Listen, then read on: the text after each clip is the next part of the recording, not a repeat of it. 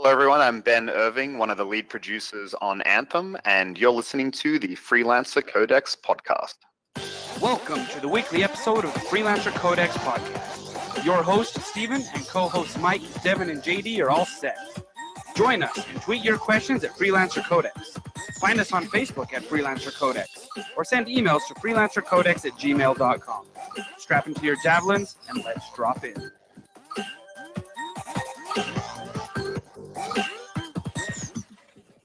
Welcome, freelancers, to episode 80. Holy crap, it's episode 80 of the Freelancer Codex podcast, the longest-running Anthem podcast on the internet.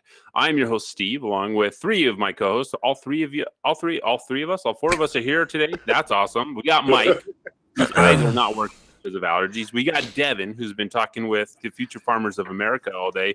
And we got JD, who's rocking his Freelancer Codex shirt. Guys, how are you doing this awesome, amazing week of no news to happen in Anthem?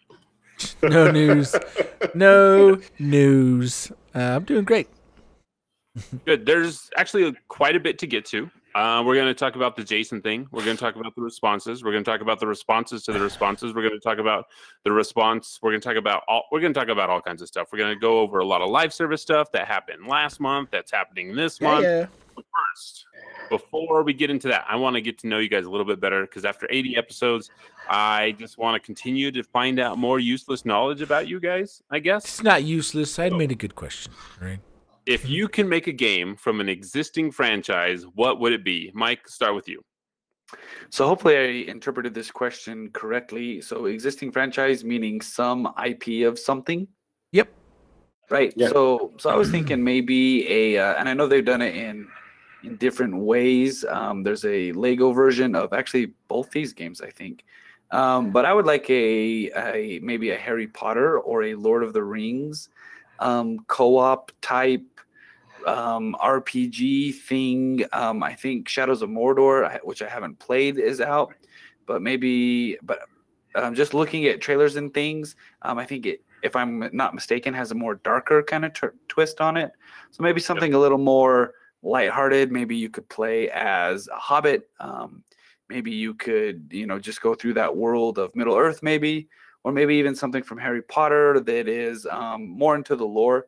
Maybe you get to be a student at Hogwarts during one of the 7 years, and you get to kind of choose your path through it. Maybe you could choose to be a Death Eater, or choose to join Dumbledore's army, or something like that. I mean, something like that could be fun.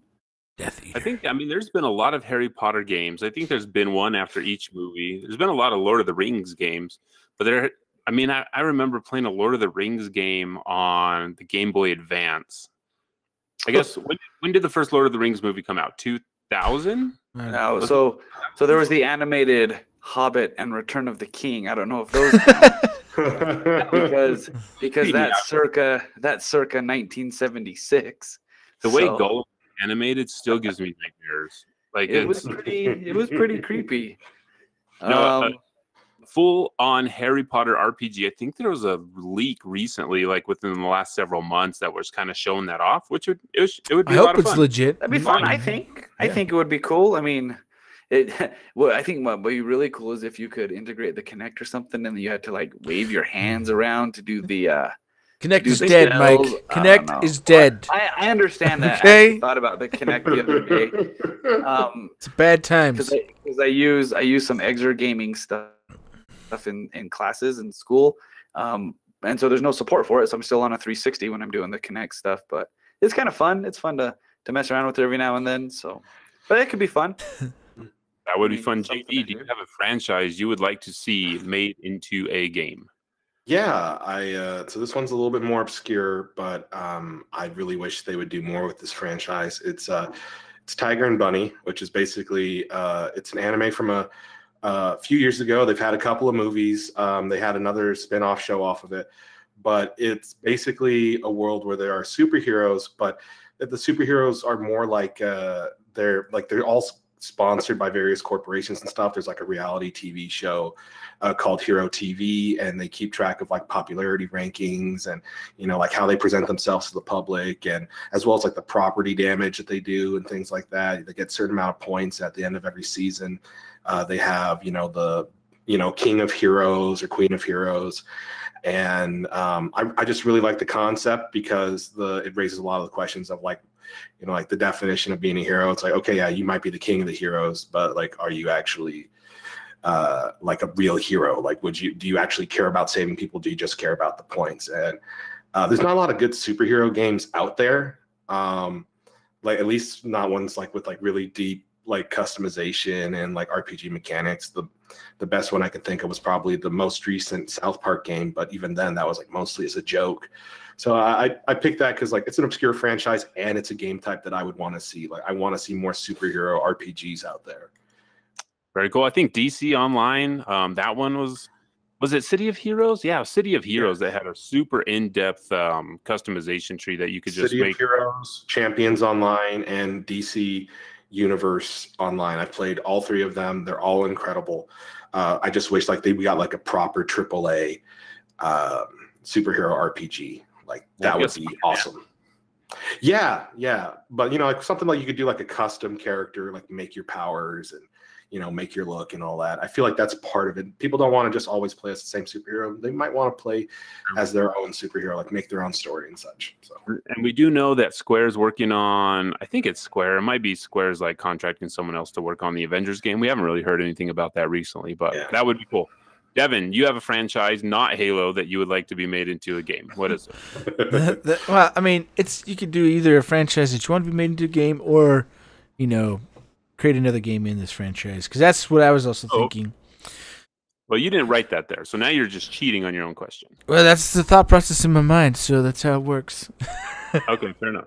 No, so I really want. There's a couple of old games that I really like, but that were supposed to be trilogies. There's two of them. I can't really pick one, but let me before you. Let's see. You're gonna pick Kingdoms of Amalur or Too Human. Too Human was one of them. Yes, I believe Kingdoms of Amalur's in good hands currently, and they're probably working on stuff for that. Probably just remaking it. Probably, which is fine. So it was Too Human. There's a lot of promise for that game, and also Advent Rising. That was supposed to be the start of a trilogy. It's made by the Mustard Brothers before they made whatever that sword game was on iOS, and then they became big people over at Epic. They have Chair is their studio. Oh, Chair Studios. Yeah. Okay. So they made Advent Rising. It came out on the Xbox, and it's really good. I loved it a lot. It was cool because it was made. I lived in Salt Lake, and I knew some people that worked on it, and it was just cool because I was living there. I was going to game design school, and I was like, oh, I was just super into this game, and it was a lot of fun. And it's supposed to be a trilogy, and it didn't make it. And then you realize that making video games is hard and not easy. So what? Real quick, I'll do mine fast. So the franchise I would want to be made into a video game would be the Stormlight Archives. They're a series of books from Brandon Sanderson. Has a pretty awesome world building. You could do a lot of cool things with all the powers that they have in the game, and it's a super successful franchise. So I'm surprised that we haven't heard talks about a video game being made, but I'm sure eventually there will be one. So that would be my pick. Who I would have to do it? I guess that's a topic for another day. So. Guys, it's been 48 days since we've been able to play Anthem through Origin Access Premier, and it's been 41 days since the game launched. So, according to recent articles, the game has only been in development for 19 months so far. But we'll talk about that a little bit later. That's just a teaser. I mean, that's the one thing that everyone is talking about, and we'll get to all that. So if you want to leave us an email, because we are going to share lots of opinions on the show. There's going to be opinions that you agree with. There's going to be opinions that you disagree with. That's fine. If you want to share your anger or hatred for us, you can do that at freelancercodex@gmail.com. Drop us a line. You can also leave us a voice message if you want to hear your wrath heard. If you want to hear your wrath heard, I don't think that's a proper sentence structure. You can do that at 538-7917. Go ahead, Mike. I was gonna say we have a new email address for the hate mail. It is don't send it at don'tbeajerk.com. That might be hard to remember for some people, but I'll write that down and I'll put that in the notes. Jason's not gonna write that down. Mike, I need you to give us an update on the Freelancer Madness tournament that has been going on. All right, so we are in the third and final weekend of the NCAA Men's College Basketball Tournament. We are heading into the Final Four. My teams did not make it. I was 25% and going into the Final Four, which is a thing. But currently, I am in first place in our bracket, in our group. Rigged. There's like no way that you And I'm can- gonna win because there aren't very many points available. But yeah, it was a fun time. I think everybody's bracket went bust when Gonzaga went out, and then everybody's bracket went super bust when Duke went out. And so there you go. Mine went bust when Woodford went out. I don't know why I picked Woodford to go all the way, but I did. But I did beat Devon and JD in the tournament, so I guess I have that. I'm not. That's last not hard place. to do when you don't I play. think it's because you're pronouncing it Wooford. It's Wofford. I didn't even enter. Wofford? Did I Like- enter? no, Wofford, you did. Yeah, Oh, Wofford. So You know the basketball, JD? Like the ball in the hoop? With the I mean, dribbling? I've played Yeah, basketball. The I know Patriots play rules. basketball, right? There are multiple. No, they play football. Come on, I'm not that neglectful of sports, but yeah. Pretty close. All right, so we have a new boss. So Gareth has joined the ranks of our bosses that can tell us what to talk about and what not to talk about. So we're going to totally skip that Jason Schreier article because Gareth was like, "Nah, you don't need to talk about that." But we said no, we're going to talk about it. So thanks, Gareth, for the support. It means a lot to us. I mean, we're a small little podcast, just kind of talking about Anthem all the time, and we're going to continue to do that. And, you know, the support means a lot. It means that I can pay for a couple fees that I have to pay out of my pocket for the website and stuff, which reminds me I have to pay a bill to keep the lights running tomorrow. So we're going to do that with the help that Gareth has given us. So if you want to pitch in $1, I mean, if you pitch in $1 a month, that's like 25 cents an episode where you can hear us go on and on and on about Anthem. So that seems pretty cheap compared to going to the movie or not being able to go watch Avengers in Endgame at the end of this month. I mean, it's a pretty cheap for 4 Does hours. that movie come out? Endgame, 3 hours. It comes out at the end of this month. It comes out on the 26th. So no spoilers for anyone. So you can do that at patreon.com/freelancer codex. If you want us to throw some support, we really appreciate it. A lot of people, if you can't, you know, then don't. The show's always going to be free. We're never going to charge anyone for it. So you know what? Give value where you receive value. Give value in your hat. I don't know how that saying goes. So real quick, we're going to get into a bunch of things here now. Okay, I was going to talk about the story where Reddit fell for kind of a little prank that 4chan put out there that AI was controlling all of our loot drops and stuff. But considering all the stuff that has come out, it seems kind of silly to even talk about that. So I'm not going to talk about it. We are going to talk about an email from a listener.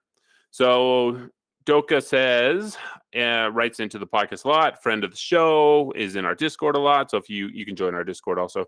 So Doka asked this question, and I thought we could all answer it. He says, "Hello all. I think it would be cool if we could have a subset of emotes for when we are hovering. So we would have 3 slots we have now, and that would change when we were hovering in the air. So you get a whole new set of emotes." And he suggests, if we were to get that, what emotes would be interesting? I was thinking a pinwheel effect or corkscrew. Thank you guys for putting on a great podcast, Doka. So JD, throwing it to you first. What ideas would you have if you could do an emote in the air? What would you want to be able to do? I would probably go with the spacewalk, which I don't know if everybody knows what that is, but it's basically just the moonwalk, but you do it in the same spot. I feel like that would be a pretty good thing. Like, you know, the whole kind of like, you know, moonwalk, walking animation, but you're just hovering in air. It's a really cool looking effect. Or maybe just like a basic, like, you know, horizontal spin. That'd be pretty cool. But Mike, you got any great ideas for this? I'm not able to hover long enough to do an emote, so I think they ought to increase the hover time before they add emotes. Fair enough. Do you have any great ideas for this? I think it'd be kind of funny if they had a mime emote. He's like in the air and he can't get past the wall. Where's an invisible wall? Hey. I do that a lot. I fly into walls. You guys remember in the 90s when jumping out of an airplane with a skateboard attached to your feet was like the thing to do in movies? Yep. Do you I mean remember a when it was a whole snowboard? scene in the Mighty Morphin Power Rangers movie. That was like an entire thing. There you go. So that's what I Have would to- want. That would be You have exciting. to connect a skateboard to your feet. It was like a It's a snowboard. But Skateboard. Could be a hoverboard. Well, you put like Ding, ding, ding, ding, ding. All right. Saying. So I don't really like you very much, Mike. I'm having a great time today. My eyes hurt. I have to listen and see some faces at school today that were troublesome. I'm having a great time. This is a great time on the Freelancer Codex. I like it. It's So- great. Devin's getting wasted. Oh, always. Never I've stop. got some salt. Sorry. I've got some salt. It might come out at some point. This water is as strong as it All gets. right, we got a lot to talk about. Let's move it. Excuse me, what? We're moving on. I'm then move on. I draw the line with people I let cut me off. All right, guys. So check this out. Last month we had a bunch of live events because we're in the live service Act 1 section of the game. We had a couple things. So the Elysian Stronghold caches. Quick comments about the caches. Do you guys have anything to say about the caches that has not already been said? Devon, going to you first. No. It's Really? fine. Okay, No, it's fine. I think they're good. It could be better, but it's a good place to start. All right, Mike. Comments on the caches. I've enjoyed them. I would like to have been able to have gotten some more. But they're fun. They're a nice thing to shoot for and run for when you go through strongholds. I enjoy them. You get stuff out of them that you have to use coin for. So I like it. I like them. Well, I mean, you can. There's nothing inside the boxes that you can buy in the store. So But the stuff that's in the boxes, is stuff that you would get from the store. Like If he's that talking like makes sense. vinyls or decals. Yeah, with those the kind of vinyls things. and the decals, like those Okay. would come from the store if they were currently in game. And so, we're not I in the mean- box. I mean- They would come from the store. yeah, I would think. And so it's a great way. My kiddos spent all my coin, and so I've got nothing. So the only way I can get the decals and the vinyls is to go through the Elysian chests. So Elysium. Spend real money. Matt Damon, whatever. JD, comments on the Elysian Stronghold caches, chests. Matt Damon boxes? chest. I don't really have anything to add aside. Well, that's different from what I said last week. So, I will just add that padding these things out with all this resources sucks, and I hate it. And they need to take it out. Moving on to April roadmap. We are now in April. Tell us There's how a you couple really things that feel. we're supposed to be getting soon. Just take it out. I don't like this, so just take it out. I really fire. Yeah. So Jesse came out today saying that they were not going to do a live stream today. They're holding off because they're getting it ready for the new update. Yes. So the new update is supposed to bring us the mastery system. We don't know what that is. We have not been told what it is. We just have been told that there's a mastery system coming. Is it akin to Paragon points from Diablo 3? I don't know. It's probably not akin to anything from Destiny because you can't talk about Destiny at BioWare. We're supposed to get new items. There's supposed to be 6 new free play events that say Cortex locked currently. We don't know what those are. I'm hoping they're not going to just be like Outlaw Rage or There Be Giants. I'm hoping it's going to be something different. Beast of the supposed to get Field legendary- 5. The I don't beastening. know what happened to the Beast of the Field 2. I don't know. Did I I, miss that? I must wasn't have there for missed it. Beast of the Field 1. Beast of the Fields 2, Electric Boogaloo. So I did miss that part a little bit. I kind of wanted to get on. There was that one world event, Steve, that you and I jumped in on that was totally different from what we did. And Devon's like, no, this is a thing I've been doing for 3 weeks. I haven't told you guys about it because just I'm that way. I'm like, whatever. But the Green Echo things that you go through? No, the Oh, Beast I of the Fields one where like yeah. the guys are taking brutes? care of the things. Yeah. They're taking pictures of the Koroks Yeah, while so- the Koroks are mating. So I don't know what happened to the Beast of the Field number 2 and never popped up. I never saw it as an event. So, and that was something that was supposed to happen in March. So I don't know. Well, I mean, I guess we know a little bit more of the stuff that went on, but we have no idea where the stuff is. There's not a great way of communicating that in the game currently, unless you go look through the stuff. So hopefully with the latest update, they'll be able to say, hey, this event is going on right now. Go look at it. Maybe put it on a different tab that says like active events or something. That will take a while to do, but hopefully they can figure that out. So we're supposed to get Legendary Missions Phase 2. I'm guessing they're adding the rest of the Critical Path missions in there. So it'll be interesting to see what's there. And then the thing that I'm most excited about is going to be the Sunken Stronghold.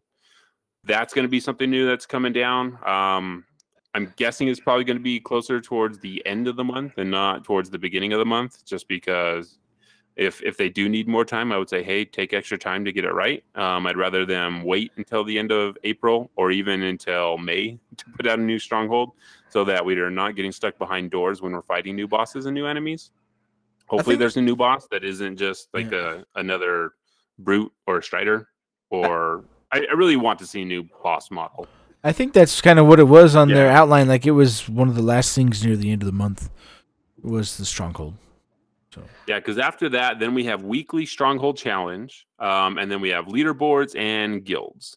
Don't know what those are going to be. I'm not. I guess I don't have my hopes up very high for what those are. I'll be interested in see what they are and see how they ship, but yeah, I don't know. I guess I'm just not excited about leaderboards and guilds. Like, if leaderboards have a timer for strongholds, then maybe I'll get more excited about it. But currently, right now, I'm just like, all right, I guess it's your turn to surprise me, because I'm not like expecting much from guilds or leaderboards. Surprise! Does that excite any of you guys at all? I mean, it depends on what they bring with it. It's kind of open-ended, right? So we don't know what they're bringing with it. So we can speculate and create a hypothesis, but we'll see what they bring to us. I don't know. Okay, we'll do some science. All right, let's get into this. Jason Schreier releases an article. I guess let me preempt it. So I just want everyone to know this, listening to the podcast, like, these are our opinions. None of us are telling you how to think, or that because you don't think the same way as us that you're wrong, or that we're right necessarily. There's a lot of nuance to the story that Jason brought that, you know what, we don't have 100% of the information. I tend to not believe everything that I read on the internet or hear from people. I know Jason has put out a lot of articles. He's done a lot of these deep dives into, he's got a book about, the development of video games, how it can go wrong, how these games get made. And so I'm not saying that Jason's a liar. I'm not saying any of that, but I'm also not putting 100% trust in this stuff, because if you take a pool, well, I'll get into the article, and I guess I just want to say that, you know what, you have your opinion, that's fine. Don't attach your opinion to anyone else's. I think that's something that we tend to do on the internet. We see someone that's like, they made a really good point, and they said it in a very passionate way. I'm going to believe what they believe. I guess do your own research. Make up your own mind, right? Do that unless you're like Jason and have contacts to people on the inside. But I guess I tend to take things with a grain of salt no matter what I read on the internet. So that's just kind of the place that I'm at personally. You guys the same, or you guys just like all in 100%? Here we go. Whatever I read on the internet, we're going with. No, I'm definitely operating under, basically from a point of, if this is true. His track record, Jason Schreier's track record, has proven to be right in more cases than not. But as I've been saying on the Discord and any other time I've talked about one of his articles at any point in the past, especially as he's become more and more relevant in games journalism, it's his version of the truth, and that is always the most difficult part. About reading through one of his articles. It is, I'm not saying that, he's a straight up liar or anything like that. I just know that more often than not, in my experience reading his articles, that his words, the way how he presents the facts, true or not, always seems to be serving some kind of agenda, usually his own, usually one that he also believes in, that he basically fits the facts to help support. That being said, there usually is some truth to his arguments and to his points, but the difficult part about reading his articles is separating the unbiased truth from his version of it. So, all right. Yeah, so let's dive in real quick. So Jason comes out with this article. It says he talked to about 19 people that have worked on Anthem or were close to the production of Anthem, whether that means that people in other departments working on other games within BioWare or people that have left. We know there's been a lot of people leaving recently. A lot of the writers have left. A lot of other developers have been leaving. So I'm guessing he talked to a lot of these people. And like we said before, Jason is a voice in the games community that a lot of developers trust and they can go to. And they talk about this stuff. So a couple of the big takeaways that we got from this article, I'm sure everyone has read it. So we're not going to read the whole thing. It would take us a really long time. It's a huge article. I suggest you go read it if you want to know more about what happened. And, you know, I talked with a couple of the developers afterwards, got their opinions on the story. Some of them had, you know, they had a lot of feelings on this. Some of them said, yeah, you know what, it's not 100% true. That's not a denial that any of it's like not true. I mean, just because you said it's not 100% true, is it 90% true? Is it 99% true? And I'm sure a lot of this stuff is. I tend to believe people that, you know, say this kind of stuff, because you don't want to be the person that's like, no, it can't be that bad, right? Because a lot of times it really can be that bad. You know, when we tend to not believe the people that are like bringing up these things, it usually ends badly. So I tend to believe the people that talk about this stuff. So a couple of things that there's huge problems with the development of Anthem. The game didn't really go into production until E3 2017 when we started the podcast, and we started giving all of our ideas on the podcast. So they pretty much built the game based on what we said the game should be. Obviously, that's how it went, right? Obviously. Yeah, that's the only article. Did you see our names in the credits? I think we missed that part. Steve said, "Don't believe anything you read or hear on the internet." This was a really good example of one of those times when you shouldn't believe something. April Fools. April Fool. I hate April Fool so much. Okay, so there was a lot of problems from reading the article and the development of the game, from being able to picture an idea of what they were going to build. They said that the prototyping phase was about 2 years worth of just, you know, conversations being had. If you look at the art book that we got, there's a lot of concept art about this idea of humanity leaving the Earth in these giant spaceships, something happening, them crashing on another planet, and having to rebuild from the parts of the spaceship. That was one of the ideas that they were working from. It looks like in concept, it got pretty far. There's a lot of art that suggests that this is the direction that they were going. Somewhere down the line, that changed, and they went to the idea that, you know what, no, we're going to be like you're going to be exploring these places. You're going to leave from the fort and you're going to go out, see how far you can get, see how long you can survive. And then you have to make your way back before running out of the resources that are required to keep yourself alive. And there was a lot of changes happening in BioWare itself. There was people leaving. There was new leadership being brought in. Casey Hudson came back. He left when they started prototyping Project Dylan, they called it. Then he left to go work at Microsoft, and then he came back. He said in a not a rebuttal, but writing after Jason put out the article, Casey was like, you know, I came back to try and build a leadership group that BioWare would be able to take forward. So he came back for that reason. That was one of the reasons he said he came back.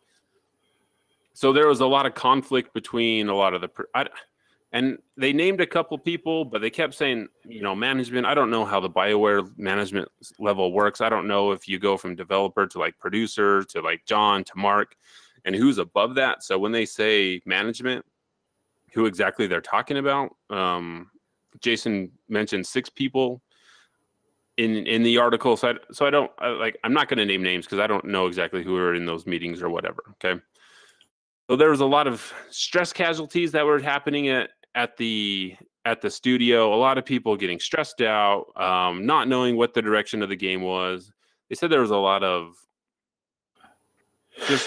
I guess there's no one steering the ship, is from what Jason said. I mean, is that I read that correctly, right? There's just no one making a decision, I guess. Yeah, no clear. I mean, there's like 5 or 6 people he mentioned in leadership, and there was no.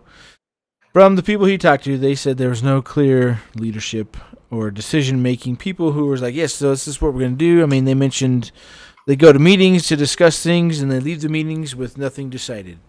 And, you know, which would definitely be frustrating, right? So. Yeah, sure. Especially if you have a job to do, but you don't know exactly what direction you're going to do. I can imagine if you're working on an audio team, and if you're like, okay, do I need to make sounds for mechanical creatures? Do I need to make sounds for like organic creatures? It's like, what do I need to do here to get my job done? And maybe the sound people aren't even in on this portion of the work. So, I mean, it sounds like there's a lot of indecision and not a lot of direction going on from the beginning. So there's a lot of stress casualties. So Devon, you had a comment on stress casualties that you wanted to put in here. Yeah, so I mean, stress, I think a lot of people have been talking about it online, and, you I've never been to a doctor who said, you should go take a couple months off, but I have, heard of other people who are not in the game industry who have had super stressful jobs where they have been told, go take a vacation, get away from work for a little bit. I don't think it's anything new. To just say that it's all, new and this is crazy and never heard of it. Maybe they never have, but,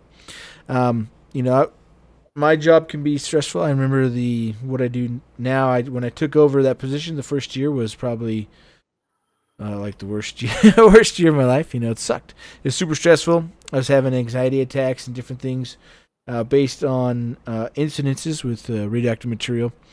And so it was super stressful, and I definitely did not want to continue to do that job. I had to figure out how to be happy again. I had to figure out how to live my life and move beyond the stress that was from work. And, so I feel for those people. I feel it sucks. Stress definitely eats at you. And if it's that bad, if people, need to leave, then they need to leave. And sometimes people thrive on that stress and other people don't. I'm not saying it's good or it's bad, but I just don't think that everybody should be up in arms about having a stressful environment, because it's not just in any one job. Everybody has stress in the jobs they work at, and it's different levels, and everybody reacts to it differently. So, interesting. But JD, you had a rebuttal to Devon? Well, I wouldn't quite call it a rebuttal so much as it's just an adjacent comment. But so in the article, he blames a lot of the stress casualties that were happening at BioWare that had become the norm or very common at BioWare. And I think that was the more concerning factor, not that it was happening, but the rate at which it was happening. But he blames a lot of it on the developer crunch and frustration from lack of leadership or mismanagement. And I guess maybe in the case of BioWare Austin, resentment towards BioWare Edmonton. And I could definitely see that. However, my main problem with that particular part of the article was the fact that it didn't really take into account the massive amount of toxicity from a very active and very vocal part of the BioWare online community that has more or less persisted since the ending of Mass Effect 3. Basically, and not only that, but also a slight presence of it in the journalism as well. I've been mentioning it on the podcast basically since we started, that it was very rare that you could have any article having anything to do with BioWare without mentioning, Mass Effect 3's ending or the previous controversies with BioWare in general. I think the only game that they've released in the last 10 years or the last 15 years that didn't have some kind of controversy attached to it was Dragon Age Inquisition. I think the most bad press that they had was that the PC port wasn't very good at start, but they fixed that. But I think that was definitely part of it. There was definitely additional pressure on them from outside the developer, from outside their offices, basically telling them that whatever their next game was, whether it's Dragon Age or Mass Effect, that they better not screw this up again. And I think that's definitely a part of it, definitely a contributing factor. I do think that Jason Schreier kind of messed up in the fact that he did not include the possibility that this was a contributing factor to this situation, as he described it. Mike, you work in an industry where I'm guessing there's a lot of stress. There's tends to be a lot of turnover. I mean, teachers get stressed out, right? I mean, this isn't something that just happens in the gaming industry.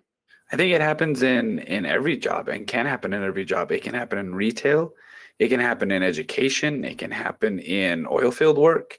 It can happen in a corporate market. I mean, stress happens everywhere. A big part of it is how you end up dealing with stress. There are some people who can thrive with stress, but I don't think that is healthy long term.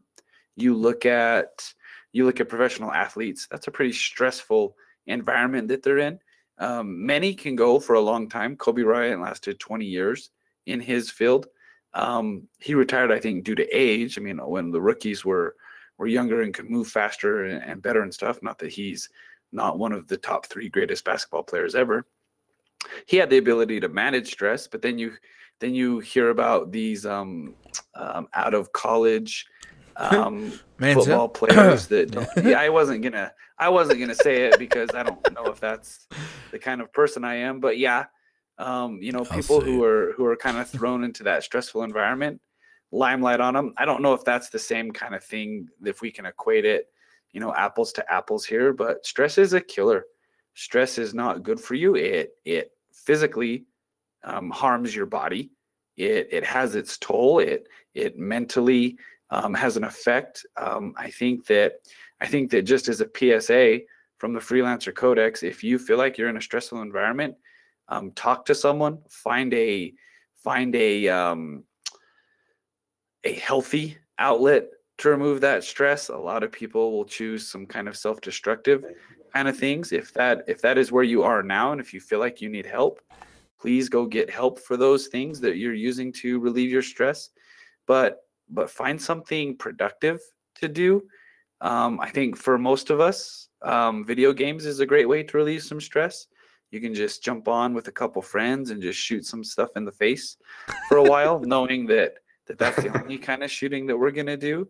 But you know what? There's also a lot to be said about getting away from kind of everything, taking a technology fast kind of thing and getting away from those things that could be potential triggers. We don't necessarily know what our triggers are until we don't have them anymore.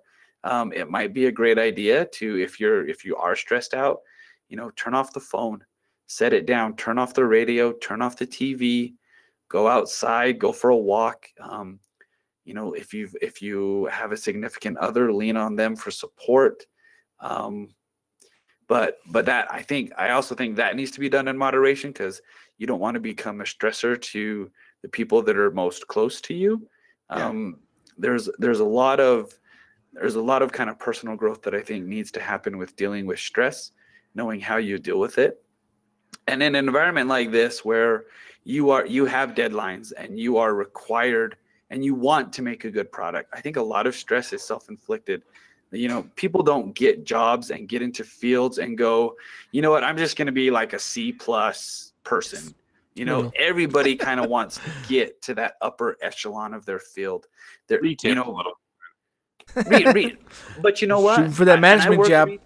I worked retail going through college, and I wanted to and was the best, employee in our store.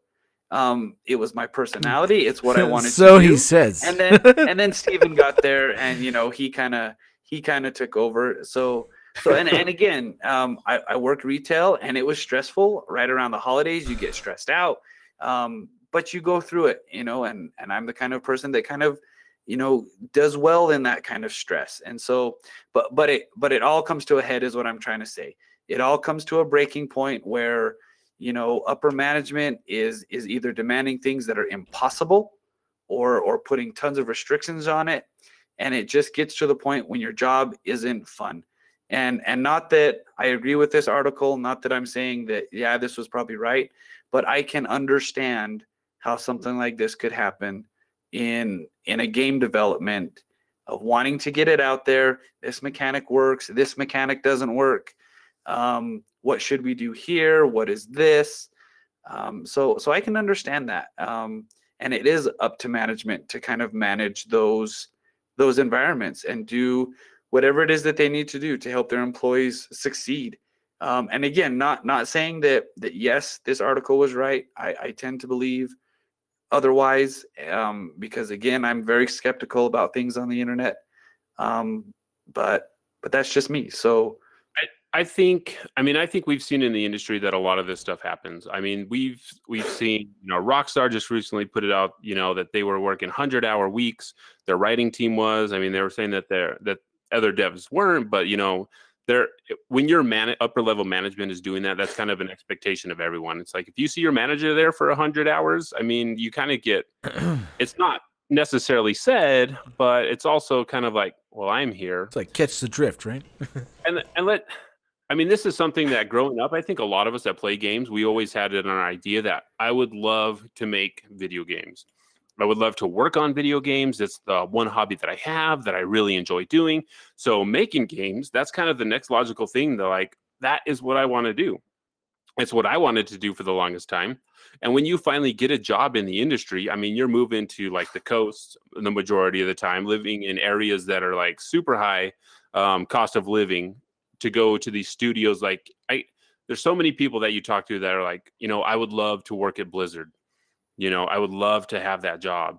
And, you know, passion is always cited in every like application. You got to have a passion for games. To me, that just says you have to be willing to work long hours for low pay, because if you don't do it, someone else behind you is willing to do it, and we'll give the job to them. So passion doesn't mean like, I mean, because we're all passionate about video games. But, you know, like at some point, you know, the system as a whole, I don't think is working as it should right now. There's, you know, a lot of people are saying, hey, you know, the game industry needs to go to unions. It needs to unionize. I don't think unions is like a, you know, a fix all for the issue that we have. No. If you have unions in place, well, you know what, your upper union management could be just as bad as the management that you have now. Yep.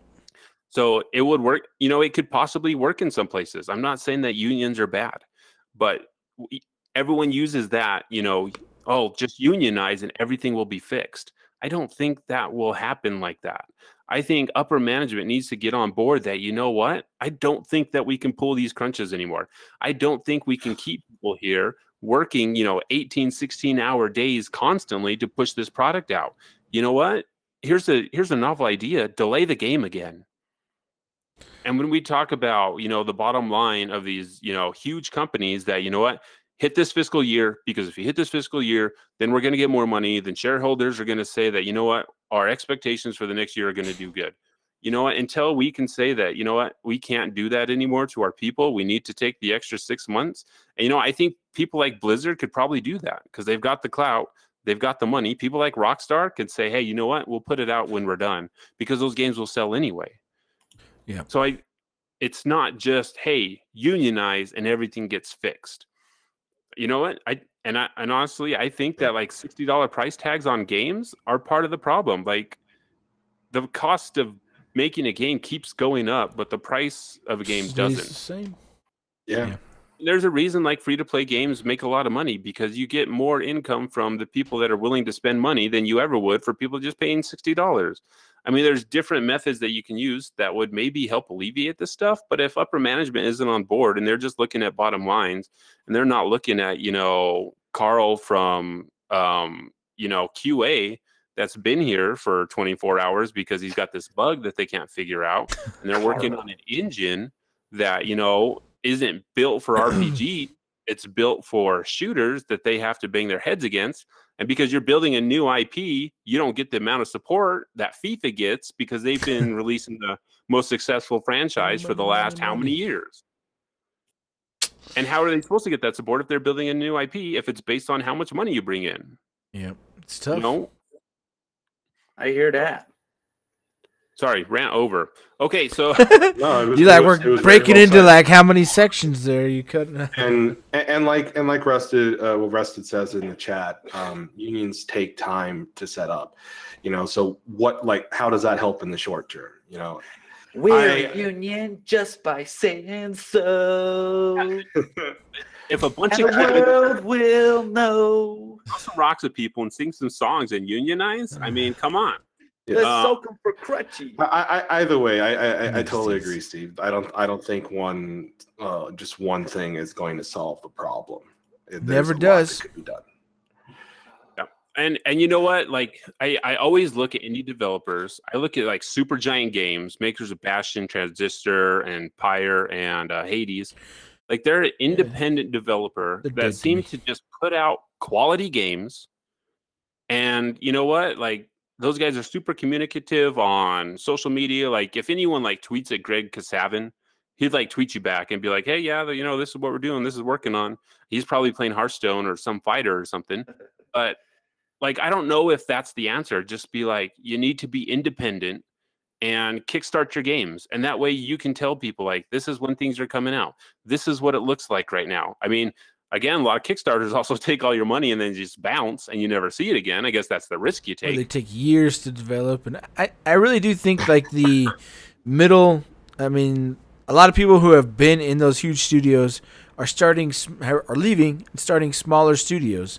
You know, that's where like 2K's publishing house or publishing arm, private division or something like that, they're doing like the AA size studio that are working on, you know, they're independent, they're you know, people with a lot of experience working on games that they're passionate about, creating a universe, and they're taking time, you know, taking 3-4 years to create this stuff, and they are not like being pushed down upon by these strict deadlines of when we have to get this stuff out, and you know, they're able to make all the decisions because they've been in those spots, you know, they've been in leadership spots and everything else. And I think those are starting to have a resurgence where people are leaving.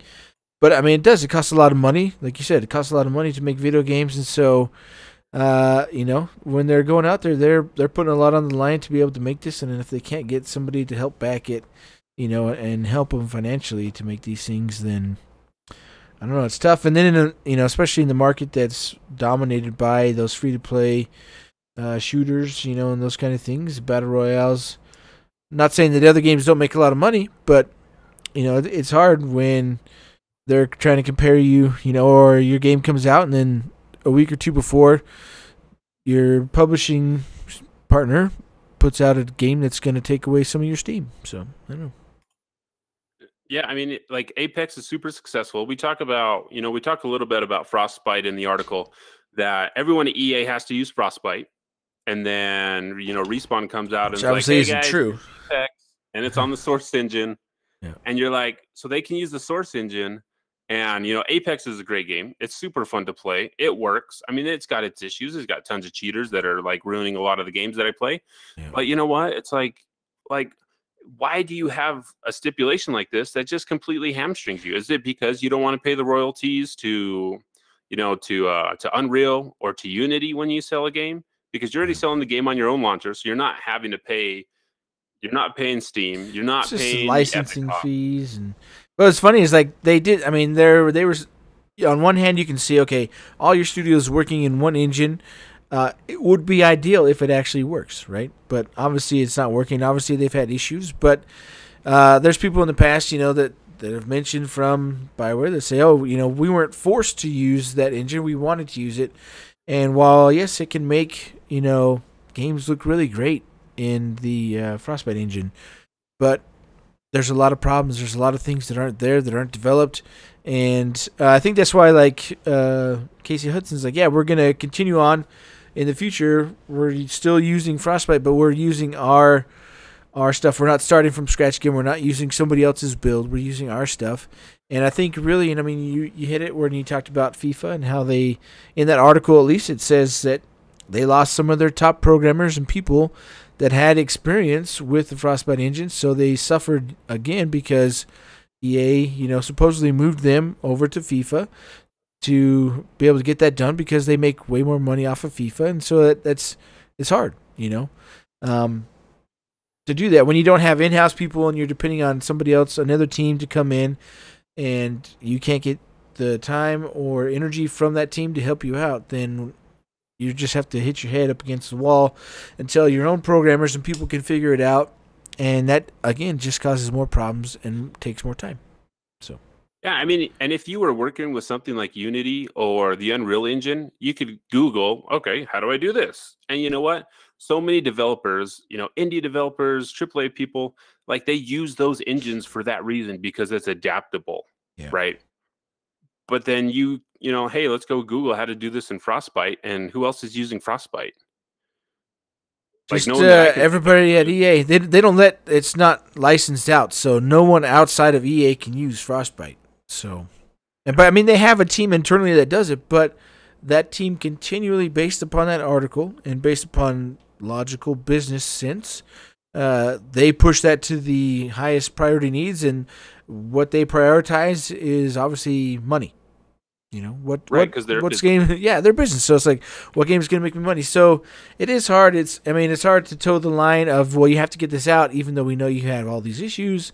But I mean, we don't know. We don't know all the inside story. We're just trying to go off of the information we have. But it definitely could have used some more time in the old crock pot to cook. I mean, if you consider that they built this game in 18 months, that's pretty impressive. Yeah. I know there's been a lot of talk about everyone saying that, oh, you guys lied because what we saw at E3 2017 is not what we got. That was not in game. I mean, it was in game footage because they built it. An engine, right? So I mean, it was what they were shooting for. I mean, that's commonplace, Who was it? Somebody online was like, oh, and when they're like, oh, you lied to us, it was all faked footage and all this stuff, and it's like, well, every demo, unless they're gonna pick some random person out of the audience to just do whatever the crap they want, every demo that they show is a staged demo. Is just a tiny little slice that they've worked on, that it's stable and they can show off, and the developer knows, okay, I can't go over this side over here because that's going to cause me problems. And so everything is staged when they're showing you a demo, unless it's just given to some random person to do whatever they want to. I'm never going to be like, oh, this isn't staged. It's like, yeah, this is staged. This is what they want to show us. They're trying to give us an idea of what it's like. And so I don't see it as an issue or a problem, because I understand what it actually is. This is what we're shooting for. This is where we're trying to go. It may work out. It may not. And especially when people are like, oh, there's a downgrade in the visuals and this and that. It's like, look, that's just what they're targeting. They're trying to shoot for. You're not going to hit everything that you want every single time, and you're not going to accomplish that. And people just need to understand that. I mean, look at their own lives. Obviously, they're, are we all where we want to be right now? I mean, I want to be a billionaire, but obviously I'm not, so I got to shoot for the stars, and obviously I hit the dirt. So, but you got to deal with life as it comes. So. Right, and this is why CD Projekt Red is like, no, we're not going anymore, because they did the same thing with Witcher. Everything was like, oh, this looks amazing. They're at E3. And it comes out, and you have no, because when they showed Witcher 3, they showed Witcher. He's saying that they're coming to E3 this year. Yeah, right, they're coming this year. But CD Projekt Red, for the longest time, they showed Witcher 3 like multiple years, and everyone's like, oh, this is downgraded. So like, whatever, we're Of course it is. Like we're trying to put out what we can. Like we're putting our best foot forward, and this is what happens. So I mean, CD Projekt Red is their own little beast anyway. But when they showed off Flight for the first time at E3 2017, like that was the reason that I got excited about Anthem. Right? That is what drew me in. Otherwise, if there's no Flight in the game, it's a worse Destiny. Yeah. That we're playing. Because, Bungie has the pedigree of knowing how to build a first-person shooter. BioWare doesn't really have that. I mean, they tried that with, they do the third-person stuff with Andromeda and Mass Effect. But, if I think that if you take away that Flight portion of the game, it's not the same Anthem that we would have. Yep. And to hear that, like, that was, like, waffled on, whether you put Flight in, whether you take Flight out. And when Andrew comes down, because he wants to see, if we're going to put up all this money, I need to see a proof of concept. And he's shown that without, Flight. And he's like, what is this? And then they'd put all hands on deck to build this demo so that they can show Uncle Andrew, like, okay, this is the game that we're building. And then you can finally fly. And so I don't know who made that decision, but they're like, no, we're just going to put it in. We got to. I mean, that's probably the sole reason that we have this game, right? I don't think that if we didn't have flying, we would have Anthem at all. Like, no, I mean, without it, that's what really defines it, right? So it's the Flight and everything that promises, and the superhero actions and the ability, and I mean, it's not going to be the same as Destiny. It's not going to be the same as anything else, but we'll talk about that here in a little bit. So. I jumped around as I was ranting, but as we saw that how many story iterations that we went through, I actually went back today because I was like, I had to think a lot about the article and a lot about the rebuttal that BioWare put out. I'm guessing that was just like a PR. Someone pre-wrote that without even reading the article. We pretty much I mean, I'm not even questioning that happened. They wrote their response before even reading the article, right? I mean, obviously they knew some of the stuff that, you know, in order to be able to respond, like Jason reached out to him, said, hey, I'm sure he gave him some kind of synopsis of what this is and can I get your comment on it? So they knew what was coming. So they didn't have to read the article to know some of the stuff that was in there. And that's one of the things that I don't like about what Jason did, where he's like completely bashing on them. Oh, they put it out before they even read the article. It's like, well, obviously when you asked him for comment, you had to give him something to comment on. So you obviously had to tell them something about what you were writing and something about what people were saying is going on. So they had some idea of what you were going to say, and that was good enough for them to be able to write a response. Obviously, if they knew that in there you were basically blaming the leadership and all these things, and I thought what they wrote was good. Is like, look, you know, they're people. They did the best they could. And no one's perfect, right? And they tried as good as they could. Obviously, it didn't work out great, and that's why they're bringing in a new leadership, and that's why, you know, Casey was brought back, like he said, to start changing that atmosphere and to change things and how they were going. So. And I think the major blowback from BioWare's response was them saying, you know what, you know, we don't believe in tearing other people down, and that, you know, we haven't had any feedback that these are issues, right? I think that's where the major blowback is coming from, is that they're not acknowledging that, yes, there are problems.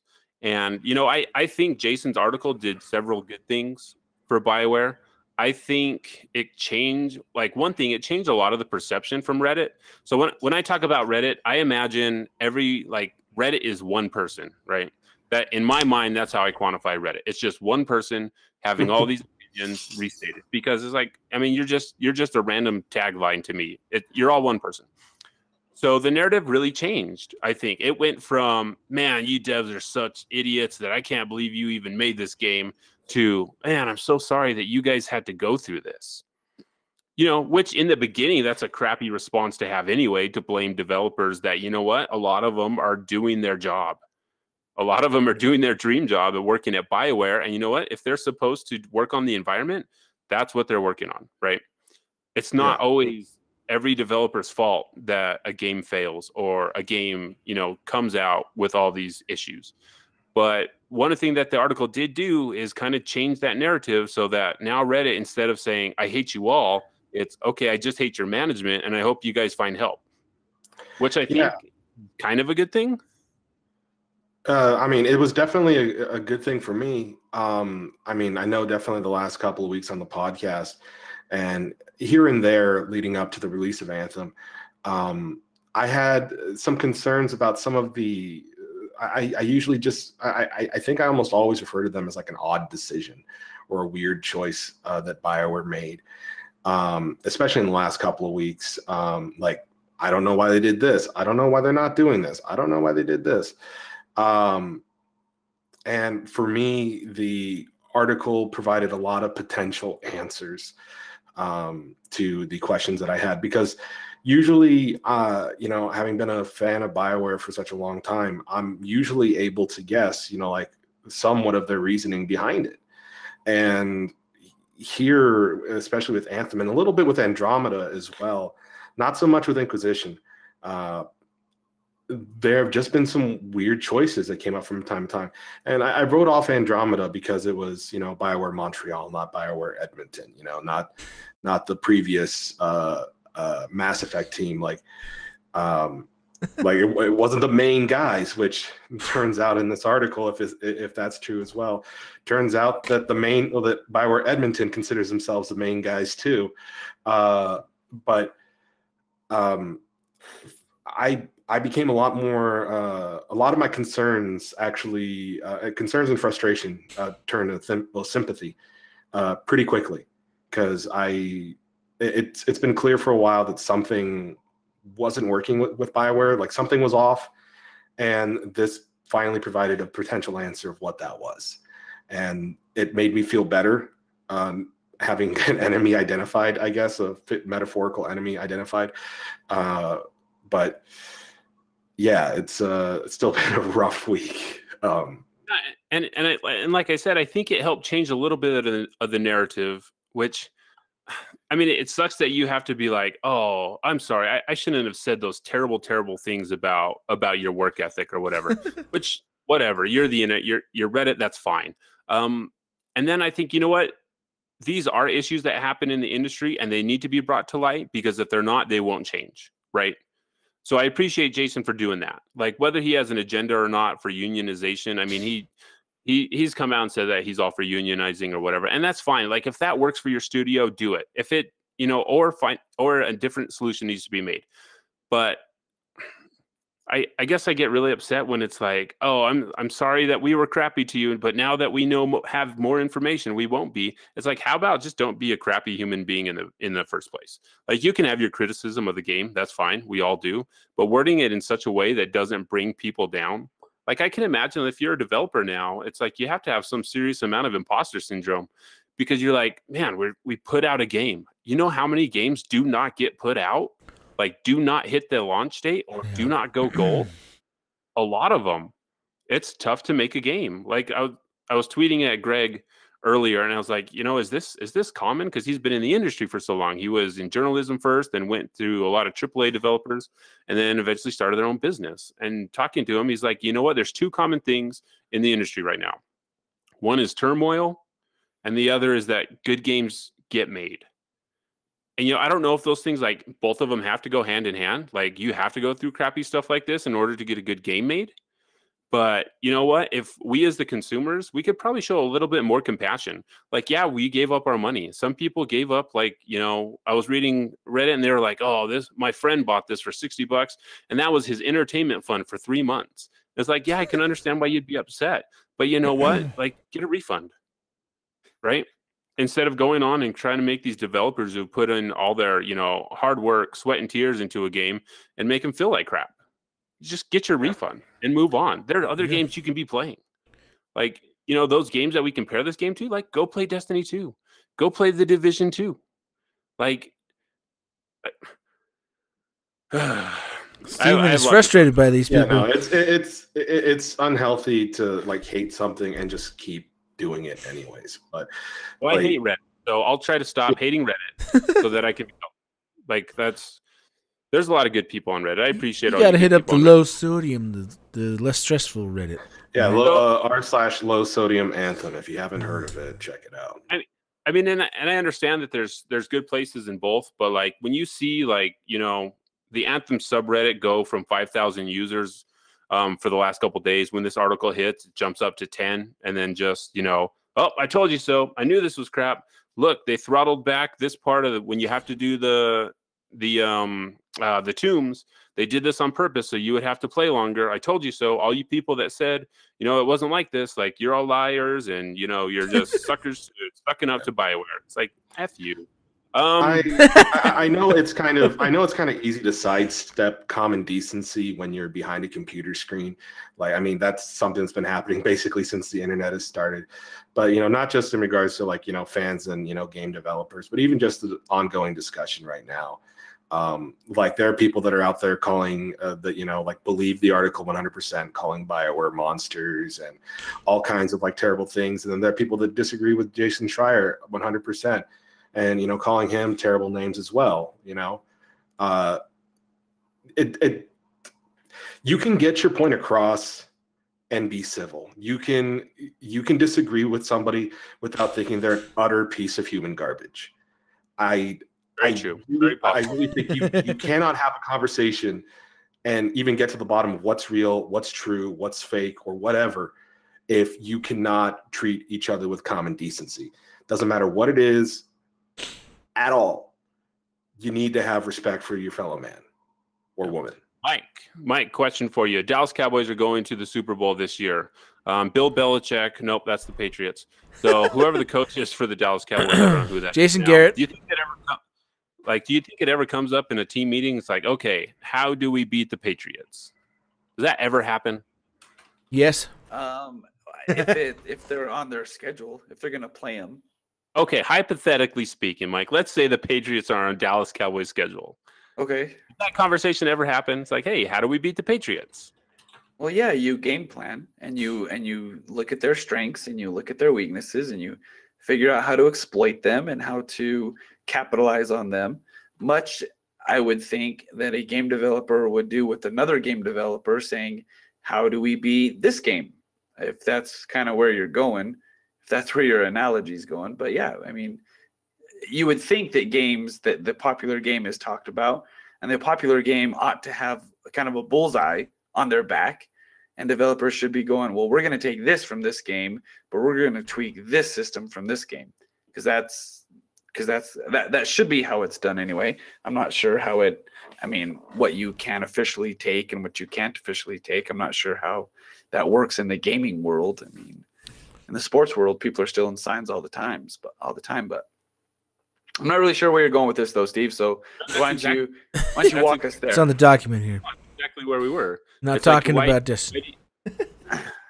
Why do you not talk about Destiny when you're building this game? Why do you not look at The Division or look at these other, shooters that have come out? What would be the point of ignoring that?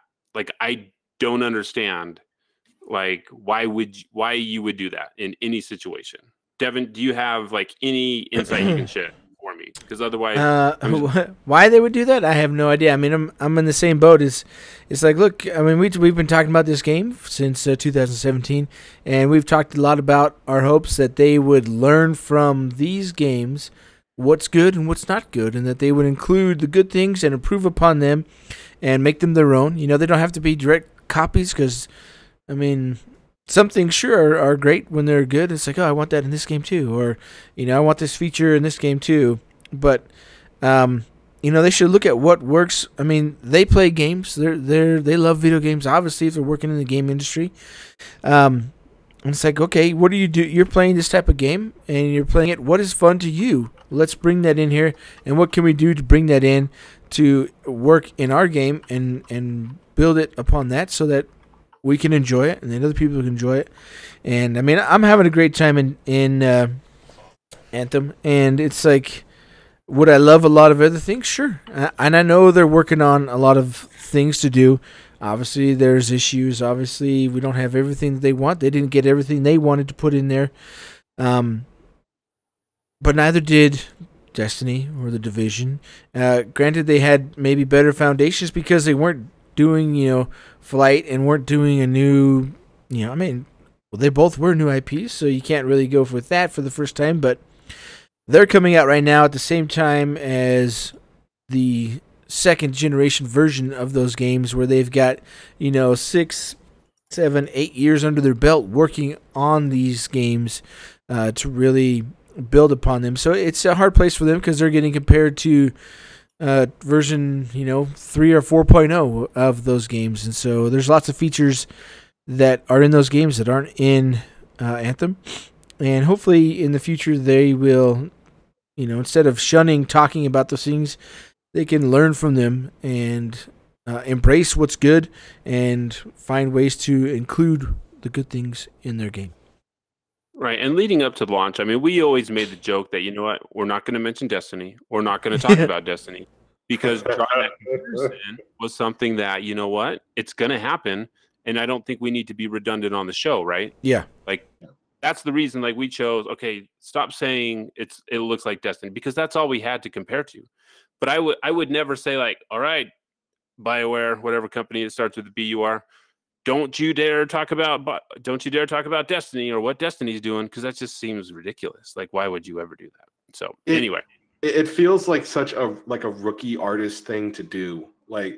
I basically teach a video production class, and I'm letting my students make their own films. And the whole thing is that that's the biggest thing I hear from my students is, oh no, don't talk about that. Mine's totally different from that. And it just feels weird, because, my entire undergrad was spent studying, film and making movies and stuff like that. One of the first things you're taught is as an artist is that everything is a remix. It's always a combination of different things and and there's actually a really good series of videos online titled the same thing. And I try telling my students, I tell other people as well, but like the 3 steps to creation, as I was taught, was copy, transform, combine. You copy what works from other things, you transform it and make it your own, and then you combine it with other things to give it even more layers of, I guess uniqueness, I guess, or what's the word again? It doesn't matter. Either way, like, to just not mention your competition, like there are clearly things that did and didn't, well, that do and did not work, or did and did not work. They should have learned from that. I know they mentioned that they were looking at Diablo 3 as a reference, but not Destiny at all, because they just felt that it wasn't like Destiny in any way, shape, or form. But I mean, like, they should have been looking at their competitors. There was something to learn from the Division. There was something to learn from Destiny. There was a lot to learn from Warframe. This definitely struck me as odd. And it was one of the things that struck me as odd as we got closer to release and we got more details about certain things, because it just felt like these are concerns and issues that were arising even prior to launch that could have been avoided if they had looked that direction. But for whatever reason, they didn't. I'm not sure if this is the real explanation for why that was, but it's a potential one. So. Yeah. I went back and listened to our John Warner interview today, just to kind of see if, like, could we have found out like what was really going on? And he makes a comment when he was talking about the scars opening rifts, and I asked him, it's like, so in your world, can, like, when a rift opens up, can you just pull from any world or anywhere, or is it stuck on this earth? And he's like, you know what? No, we made it this way. That way we can, like, keep adding things in. Like, no one really knows exactly how the rifts work. But we kind of left it open-ended like that. And, like, looking back, I'm like, you guys really didn't know how it worked. Or you did, or that's... They hadn't finalized how it was going to work. And I guess that's fine, but maybe just be like, we don't know yet. I don't know. I'm not saying, like, he lied to us or he, like, misled on the question. I mean, maybe they just... He was talking about the people of the world of Anthem, and maybe that there was just a metaphor for the development team that's like, oh, we're still figuring this out, because that was right around Christmas. So, Mike, does this article that has been released change anything for you? Does it change your enjoyment of the game? Does it change, like, are you going to stop playing because this article was released? No, I'm gonna keep going. Again, like you guys know who this guy is.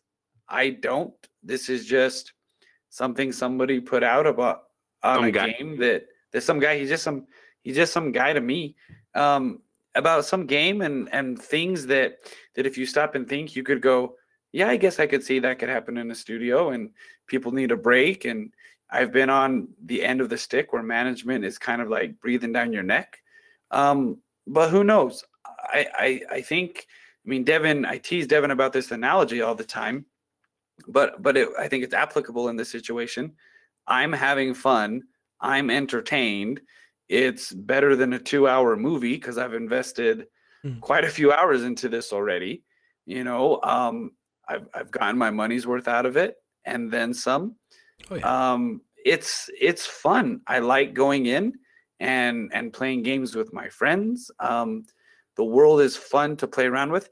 Even the stuff that is buggy and the stuff that is kind of hard or maybe a little bit lacking, that's what it is. I have no ability to change it. Like I can say stuff on a podcast, on a web show, that might reach the ears of people in charge, but at the end of the day, the game that I have is the game that I'm going to play. I think that I should have the ability to fly infinitely and the ability to hover infinitely. I think that should just be a thing in the game. But is that ever going to happen? Probably not. And it's not going to stop me from playing. Yeah. I think I think the guns could have some more personality to them and be like, oh man, you have that gun, and I can tell because I can see it, as you're flying through the world and as we're running through the stuff, and wow, that's a cool gun. What kind of rolls do you have on it? But is what I'm gonna say change anything? Probably not. So I'll play with what I have and I'll build with what I have. I'll pick the right components to help me fly longer if that's really what I want to do. I'll put the right components on that will help me to gain more electrical damage when I take on enemies. I mean, and maybe I'm thinking about it the wrong way, but I will do the best that I can within the parameters of what I've been given. And so what I have now is what I have, and I enjoy it, and I love the heck out of it. I love playing it. The stuff that is broken, it could be better, but oh well, I'm still gonna play it. I think fireworks should go off when you open up an Elysian chest, but it's not gonna stop me from playing it that they don't. I really enjoy playing this game. Do what? That's a great idea. Let me write that down. I think that the Elysian chest, when they open and one thing pops out, it's a little kind of wah-wah, but you know what? It's a really big chest for one thing. Exactly. Put it in a jar and just have to shoot the jar. Yeah, I still get my loot. I still get my stuff. The characters were funny. I hope we get as much as I hated having to go talk to everybody early on in the game, because there were like 12 conversations you had to have after every mission you did. As much as I hated that, like, I don't talk to anybody anymore in the fort. Kind of miss it. You miss it. Little bit. And then when a little conversation shows up, you're like, oh crap, let me go talk to those people. What's going on? Exactly, because it's something that you want to do, right? And see what happens in the world. But you know what? It's what we have. I'm gonna get keys. I think I've decided that I'm going to get keys, and then I'm going to run strongholds, and I'm going to get keys, and I'm going to run strongholds. Hopefully that helps me get my numbers for my Trial of Might. If it doesn't, I'll jump into free play some more than just being able to have to get keys. And I'll jump in here and there when I can. So I hope everyone else continues to play. I don't think that we all need to jump the ship. I don't think it's sinking. I don't think that everyone at BioWare is, petting their cat sitting in their chair going, ah ha ha, we've gotten their money from them and now we can just let the ship sink. I don't think that they're not doing anything about the things that are wrong. I bet it's stressful for them. I can imagine it being stressful, and without being too like, kumbaya, flowers and rainbows and stuff. Like give people a break. Let them do what they're gonna do. I think when things get really, really bad, I think we'll know when we have to start paying for, the ability to get a key, or when we have to start paying money for like power items. I mean, that might be where I draw the line. But hopefully that'll never happen. So I don't think it will. I'm just trying to foresee like other games that I've played that I've ended up stopping because of a choice that the developer made. And I can't. I mean, it's been so long since I've stopped playing a game that I don't remember why I stopped playing it. If that. Yeah. So Devon, I mean, yeah, I'm okay with it. Sorry, I kind of rambled. No, it's okay. You're fine. You can ramble. You can ramble on. Devon, you've never liked Jason Schreier, like even from way, way, way, way long ago. So does this change or have any effect on your enjoyment of the game? No, it has zero effect. No, I don't like that guy. It's just, it's weird because I don't know these stories, obviously, like you pointed out, there's good things that have come from this or can come from this. But at the same time, it's, to me, it's like a betrayal of trust when they share those intimate details with other people, and they share that, and that's his whole job. I mean, he thrives off of that stuff. I mean, obviously, he's a journalist. They get the story, and they publish it, and they share it with everybody. And as JD says, they can put their own spin on it. They can fit the facts into the story that they want to tell. And so I've always never really liked journalists to begin with anyways, just because people are dishonest, or people are going to lead you down the way they want you to go. And I just don't like that. And things in the past, where he's posted things and different stuff have just kind of, annoyed me and frustrated me and made it so I have a bias towards him anyways, or against him. And so like when I see his articles and stuff and I don't really like him, and I don't think it was necessary to put that out right now. There's not really a good time. I mean, we discussed this on the Discord with different people, and it's cool if people have different opinions. That's fine, you know. To me, it wasn't an appropriate time to put that out. It was more, you know, of, yeah, we know you guys are suffering. Yeah, things are going bad. And now we're going to tell everybody we're going to air all your dirty laundry out so everybody can see. But, I mean, it's good. I mean, on one hand, it was, you know, okay, created empathy for others. And on the other hand, it probably made those people's lives worse, you know, that are still there and that are still thinking about it and that are still going through it. And, you know, I don't know. I don't want people to be discussing my personal problems on the internet all the time, you know, or whatever, and this and that. And you know, whether I have issues with people at work, I'm not going to go and tell somebody in secret, hey, you know, this is how my life really is, and let's go put it on the internet for everybody to see. You know, I switched jobs to a different company recently, and I'm not going to go online and give them bad reviews and say all these negative things about them online for other people to see. It's like, what happened to me, and you know, even if I don't like them, doesn't mean I'm gonna blast them online. You know, where people can only see one side of the thing and not know what's actually going down or what actually happened. And you know, unless you're really there, you can't really judge everything that they say. And I just don't like when people do that. So, and unfortunately, we're never gonna get. Yeah, and we're never going to get the full story from BioWare's side. That's just not how those big companies work, right? No. We're just not going to know unless you get into like some meeting with someone that was there all the time and they tell you in confidence, and then you might have this story, but I mean the legal ramifications for like a company like that telling the truth are massive. Like if they even admit for a second that they had, you know, like that they were contributing to like they were purposely letting, you know, poor working conditions happen, they could open themselves up to lawsuits plenty. So, yeah. I think it's different. Like, you know, for my work, I deal with regulators, and some of them are good, and others are fishing to try and find things that are wrong. And you know, that again, that kind of stems from, you know, what happens in Vegas stays in Vegas, and what happens where I work stays where I work, or, you know, to an extent. And I don't like people that fish for the juicy details because they're not for them to know. So, I mean, I'm constantly bugging the developers for information, right? So, like I get it, but I'm also not gonna. Yep. I guess I'm not doing it for the reason to like say, hey, this is how sucky it is where you work. Anyway, so real quick, so I'm just going to wrap this up because we've been talking for a really long time on this article, and I think that we can finally put this to rest. If the game has been in development for 18 months plus this last, you know, 48 days that we've had it or whatever, I think we're in a position to where we can really help shape the game. We're pretty much the QA team right now, and we're a very large QA team, which I think is something that most developers really want, is to have a base of people that are actually testing the game, finding the bugs, and being able to replicate them as much as possible.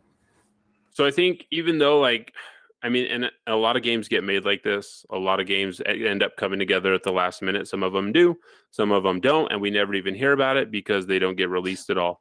So, you know, I think, like, for me personally, it's like I'm excited to see where this goes because I feel like we can help shape it more so than we would have been able to. I mean, we'll never know what would have happened if the game was in development for a full 6 years.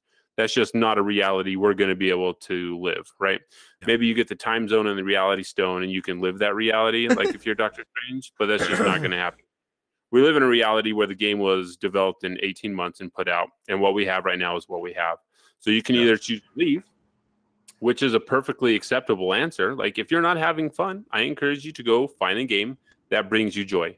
There's no reason to play a game that you do not have fun playing, right? That's like, if you want to do that, go play Dark Souls, right? You go beat your head up against that, your head against a wall or something. That's about the same as playing a Dark Souls. Or you could go work at Kotaku, who says make an easy mode for hard games. Kotaku all day. I'm not going to say that. I mean, whatever. Opinions, all that, blah, blah, blah. But you know what? We're in a position where we can help shape what this game is going to be. I mean, they're probably going to ask the game changers first before they ask us, but whatever. Not even go down that road. But I think we're in a position where we can help, and I think we should continue. That's what I'm going to do. And I support whatever the decision anyone else has, except for being crappy human beings to the developers. Like I'm not going to support that. So I think that's it, guys. I think we can finally put this article to rest. I hope a lot of good things come from it. I hope change is made in the industry overall. I think that's going to take time, and I hope it does eventually happen, because I think the mental and physical health of developers is very important, because they make the games that we love. Without them, we would not be able to play these games. So I have an invested interest in them being healthy and in them being happy, because a happy dev equals happy. I have nothing that rhymes with dev. Mike, help me out here. Something that rhymes with dev. Welcome to my life. All right, come on. Okay. Yeah, it's especially for me and BioWare. Like the one of the reasons why I love BioWare so much is because they are the developer who made the games that got me through my toughest times. Like I'm not going to go into the details of that, but they got me through it. And that was probably the most heartbreaking thing about the news from this last week, to know that in some cases, or that even the possibility that my enjoyment potentially came at the cost of so many others, like just not having a good time. Even just like a couple of them not having a good time was rough for me to take. So like I want to see them succeed. I want to see them do better. And I mean, personally, this has reinvigorated me for playing Anthem, because a lot of my frustration and confusion was replaced with sympathy, and it's been getting better. It's going to get better. And if the article said anything that I was able to take away, is that a lot of these things seem like they are in the past and went away with, or began to go away with, the return of Casey Hudson. And his email response that I don't know if it's real or not, also kind of paints a similar picture and shows that there's probably going to be a big commitment towards making improvements that will probably extend to Anthem and beyond. I mean, not that beyond, but the other beyond, like the metaphorical beyond, not the other potential Anthem title. Yo. And until next time, freelancers, there's a Shaper Storm on the horizon. We'll see you on the other side. Peace. Welcome to weekly No, that's the intro. Thanks for listening. You can That's find better. us on Twitter at Freelancer Codex, on Facebook at Freelancer Codex, or through email at freelancercodex@gmail.com. Join the Discord through the link provided at freelancercodex.com. Our show will always be free, but if you'd like to send some support, you may do so at patreon.com/freelancercodex. Our individual Twitter handles are at Steven Lamson, at mlamson25, at Neverfear, and at JD the Joke Dealer. Freelancers, it's time to get to work.